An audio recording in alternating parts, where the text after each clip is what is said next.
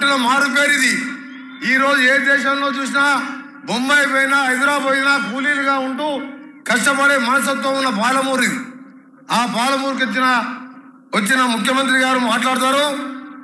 ముఖ్యంగా సోదరులారా, కాంగ్రెస్ పార్టీ కార్యకర్తలారా, మీ అందరికీ కూడా కృతజ్ఞత తెలియజేసుకుంటూ 10 సంవత్సరాల రాక్షస పాలన నుంచి విముక్తి కలిగించి ఈరోజు ప్రజాపాలన అందించిన మీకు మీ రుణం తప్పకుండా ముఖ్యమంత్రి గారు, మంత్రులం, మేము ఎమ్మెల్యేలం రాత్రింబోలు కష్టపడి పని చేస్తామని మీ అందరికీ కూడా హామీ ఇస్తూ మీరు ఒకటేసారి ఆలోచించండి. ముఖ్యమంత్రి గారు కూడా, మాజీ ముఖ్యమంత్రి గారు కూడా ఒకసారి మీడియా ద్వారా వినాలి. ఈ 3 నెలల్లో మా ముఖ్యమంత్రి, మా మంత్రులు, మా ఎమ్మెల్యేలు ఎన్నిసార్లు గ్రామాలు తిరిగిండ్రు, ఎన్నిసార్లు సెక్రటేరియట్కి వచ్చినాం, ఎన్ని వేల మంది కలుసుకున్నాం. 10 ఏళ్లలో మీ 3 నెలల్లో వచ్చిన అంతసార్లు కూడా సెక్రటేరియట్ రాలే, బయటికి రాడు, మనుషులను గెలవడు, ఇవాళ పేద ప్రజలను గెలవడు. ఆఖరికి ఆ సొంత పార్టీ మంత్రులు వస్తే కూడా బయటికి వెళ్ళి వచ్చే పరిస్థితి. ఆ రోజు రాక్షస పాలన, ఈరోజు ప్రజాస్వామ్య పాలన, సోనియమ్మ పాలన ఇచ్చిన ఇందిరమ్మ రాజ్యం తీసుకొస్తూ ఒకదాని వెనుక మన ముఖ్యమంత్రి గారు చెప్పిన 6 గ్యారంటీలు, ఆ రోజు సోనియా గాంధీ ఇచ్చిన 6 గ్యారంటీలు అన్నీ అమలు చేసాం. ఈ నెల భద్రాచల రాముల వారి సన్నిధిలో ఇందిరమ్మది ముఖ్యమంత్రి గారు కూడా చెప్తారు, ఇందిరమ్మ హౌస్ కార్యక్రమం చేసుకుంటున్నాం. కానీ 3 నెలలు కాదు, 3 రోజులు తిరగకముందే అధికారం పైన మతి భ్రమించి తండ్రి, కొడుకు, బిడ్డ, అల్లుడు ఏం మాట్లాడుతున్నావు ఎవరికి అర్థమవుతలేదు. నిన్న కేసీఆర్ గారు అంటున్నాడు, ఆఖరికి ఆయన బతికెట్లయిందంటే ఏమీ లేని ప్రవీణ్ కుమార్ కాళ్ళు పట్టుకునే పరిస్థితికి వచ్చింది. ఆయన కరెక్టేనా కాదా? ప్రవీణ్ కుమార్తో పొద్దంట ఏది ప్రవీణ్ కుమార్తో మనకు సంబంధం రాజకీయాలకు.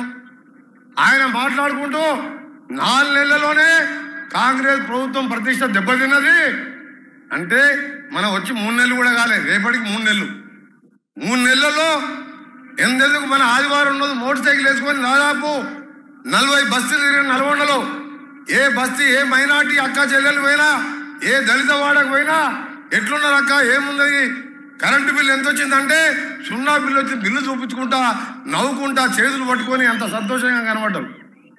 ఆయన పాలన ఎట్లుండే, 1వ తారీఖు పేదవాడు బిల్లు కట్టకపోతే ఆ డిస్కనెక్ట్ బిల్లు కట్టుకునేవాడు.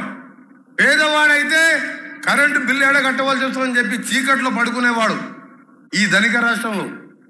అలాంటిది ఈరోజు ఒక్కొక్కటి 7 లక్షల కోట్ల అప్పు చేసినాం, దానికి వడ్డీలు కట్టాలి. 35,000 కోట్ల బకాయిలు చేసినాం, అవి తీర్పాలి. ఈ సమయంలో 30 నెలల్లో కరెంట్ ఎప్పుడైనా జీతాలు వస్తాయని బడి పంతులు, ఉద్యోగులు, రిటైర్డ్ వాళ్ళు చదువులు చెప్పేది కాదు, వాళ్ళు నౌకరు చేసేది కాదు, సెల్ ఫోన్ చేసి జీతం పడ్డదా లేదని మెసేజ్ చూసుకునేవారు. ఇవాళ మన ముఖ్యమంత్రి గారు అన్ని చూస్తూ మన 1వ తారీఖు జీతాలు వచ్చినాయా లేదా, ఉద్యోగులకు పెన్షన్లు వచ్చినాయా లేదా, ఇంత అప్పుల పాలు చేసిన రాష్ట్రాన్ని కూడా గాడిలో పెడుతూ ఇచ్చిన కార్యక్రమాలు చేస్తున్నాం. సోదరులారా, మీ అందరూ కూడా ఒకటే విజ్ఞప్తి చేస్తున్నాం.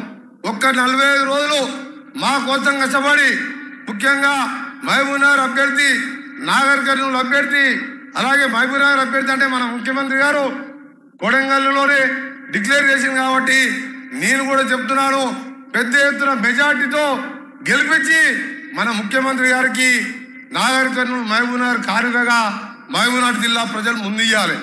దాంతోపాటు తెలంగాణ రాష్ట్ర వ్యాప్తంగా కూడా 13-14 సీట్లు గెలిచి, ఒక్కొక్కటి పనికిరాని నా కొడుకులు మాట్లాడుతున్నారు, 5 నెలలు ఉంటుంది, 6 నెలలు ఉంటుంది ప్రభుత్వం అని చెప్తున్న కేసీఆర్, కేటీఆర్, హరీష్ రావు, నీ దొంగ దందాలు, నీ బిడ్డ ఢిల్లీలో మద్య దుకాణం ఎప్పుడు తేలకపోతుందో తెలియదు.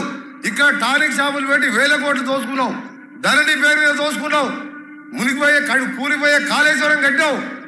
మా ప్రభుత్వం 5-6 నెలలు కాదు బిడ్డ, 20 సంవత్సరాలు కాంగ్రెస్ పార్టీ అధికారంలో ఉంటుంది. తెలంగాణ ఇచ్చిన పార్టీ సోనియా గాంధీ వేరే దేశంలో పుట్టినా ఈ దేశానికి వచ్చి కోడలిగా 2 సార్లు ప్రధానమంత్రి అవకాశం వచ్చినా భర్త మాంసం ముద్దలో మారిపోతే దేశం కోసం ప్రధానమంత్రి పదవద్దని చెప్పి ఆర్థికవేత్తను ప్రధానమంత్రి పెట్టి బంగారం తాకట్టే పెట్టుకెళ్ళి ఇవాళ దేశాన్ని ఈ స్థితిలో ఉందంటే సోనియా గాంధీ ఆలోచన విధానం. ఆ తర్వాత రాహుల్ గాంధీ గారు ఈరోజు మత ఘర్షణలు పెట్టి అందులో మలిగిపోతున్న మత పార్టీ బీజేపీ లాంటి పార్టీ కోసం అలాంటి పార్టీలు ఉండొద్దని భారత్ జోడో నఫరత్ జోడో అనే యాత్ర 4000 కిలోమీటర్ పాదయాత్ర వేసింది. ఈరోజు న్యాయ యాత్ర పేరు మీద 5000 కిలోమీటర్లు. ఆయనకు ప్రధానమంత్రి అవకాశం వచ్చింది. అమెరికా లాంటి దేశంలోనే 39 ఏళ్లకే బరాక్ ఒబామా అధ్యక్షుడైండు. అని రాహుల్ గాంధీ నాకు పదవులు వద్దు, నాకు ప్రజలు బాగుండాలి, భారతదేశం బాగుండాలి, కుల మతాలకు ఐక్యంగా కలిసిమెలిసి ఉండాలని చెప్పాను.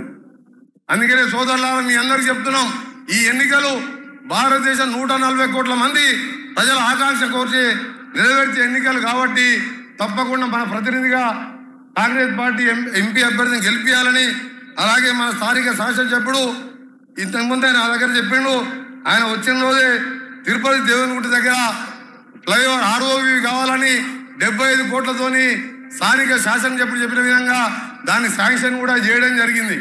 దాంతోపాటు ఇక్కడ ఉత్తండపూర్ రిజర్వాయర్ సంబంధించిన నష్టపరిహారం ఇప్పించాలని చెప్పి అక్కడ అన్నిరెడ్డి శాసనసభ్యులు ఇప్పుడే వెళ్ళిండ్రు, వారు కూడా కోరిన దాన్ని కూడా ముఖ్యమంత్రి గారితో సాగునీటి శాఖతో మాట్లాడి అది కూడా సమస్యలు పరిష్కారం చేస్తాం.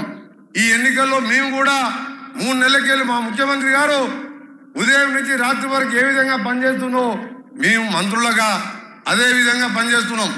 7 గంటలకు చేస్తే రాత్రి వరకు వేలాది మంది వస్తున్నారు. మేము అడిగిన మీ సమస్యలన్నీ ఎక్కడ పోయినాయి, 10 ఏళ్ళకే లేవున్నది, నువ్వు ఎందుకు ఇన్ని తీసుకొస్తున్నా అంటే అప్పుడు ఎవరిని కలవాలి సార్, ఇవాళ కాంగ్రెస్ ప్రభుత్వం వచ్చింది, మాకు ధైర్యం వచ్చిందని చెప్తున్నాం. అందుకనే చెప్తున్నా, ఈ 45 రోజులు మీది, ఆ తర్వాత 5 ఏళ్ళు మా కష్టం, మేము మీ ఎమ్మడి ఉంటామని తెలియజేసుకుంటూ మరొకసారి ఎన్నికల ప్రచారంలో ముఖ్యమంత్రి గారు రాష్ట్రం అంతా తిరిగినాం. నేను నల్గొండ భువనగిరితో పాటు భువనగిరిలో కూడా ప్రతి కాన్స్టిట్యూన్సీ ఎందుకంటే ఎమ్మెల్యేలు 12 మంది టైగర్ లాంటి ఎమ్మెల్యేలు ఉన్నారు, మీకు మీ ముఖ్యమంత్రి గారు ఉన్నారు. ఈ జిల్లాకి వెళ్ళి మేము కూడా వస్తాం, అవసరం ఉన్నప్పుడల్లా ప్రచారంలో పాల్గొంటాం. ఏది ఏమైనా సరే 13, 14 సీట్లు గెలవాలి.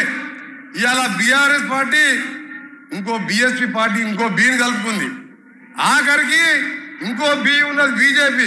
ఈ 3 బీలు కలిసినా సరే మనం మాత్రం 13, 14 సీట్లు గెలిచి సోనియా గాంధీ రుణం తీసుకోవాలి. తెలంగాణ ఇచ్చిన సోనియా గాంధీ రుణం తీసుకొని ఈ 10 ఏళ్ల రాక్షస పాలనకి వెళ్ళి బయటపడి పాలమూరులో పెండింగ్ ప్రాజెక్టులు, నల్గొండలో శ్రీశైలం సొరంగం లాంటి ప్రాజెక్టులు, ఇంకా మిగిలిపోయిన ప్రాజెక్టులు పూర్తి చేసుకొని ఇవాళ ఇంకోటి చెప్పడం మర్చిపోయినాం. ముఖ్యమంత్రి గారు ఆయన ప్లాన్ చేసుకుంటూ మా అందరినీ కూడా పిలుచుకుంటూ 3 నెలల్లోనే 30,000 ఉద్యోగాలు నిన్నటికి దాటిపోయినాయి. 30,000 మంది ఉద్యోగాలకు. దాంతోపాటు గ్రూప్ 1 నోటిఫికేషన్ వేసినాం. మొన్న మీ ఎమ్మెల్యే గారు వచ్చినప్పుడు అన్న మా దగ్గర స్కిల్ డెవలప్మెంట్ సెంటర్ కావాలంటే మా డిపార్ట్మెంట్ ద్వారా న్యాక్ ద్వారా 20 కోట్ల రూపాయలతోని మహబూబ్నగర్ హెడ్ క్వార్టర్లో దాన్ని కూడా టెండర్ పిలవడం జరిగింది. అక్కడ అన్ఎంప్లాయిడ్ యూత్కు వొకేషనల్ కోర్సు, ITI, పాలిటెక్నిక్ చదువుకున్న వాళ్లకు ఇక్కడ బిల్డింగ్ కూడా కట్టబోతున్నాం. త్వరలో ఆ బిల్డింగ్ నిర్మాణం చేపట్టి నిరుద్యోగ యువకులకు కూడా అండగా ఉంటామని చెప్పి తెలియజేసుకుంటూ మరొకసారి మీ అందరికీ కూడా ధన్యవాదాలు. సోదరులారా, ఒకటే కోరుతున్నాం, మేము ఇవాళ మీ అందరికీ చెప్తున్నాం, ఇవాళ కళ్ళబోలి మాటలు చెప్పేది కాదు. కేసీఆర్ గురించి మొత్తం తెలుసు, బీజేపీ గురించి మొత్తం తెలుసు, కులం మొత్తం తప్ప ఏం లేదు వాళ్ళకు. ఏం చేసినా ఒకసారి ఆలోచించుకోరు. ఇవాళ GST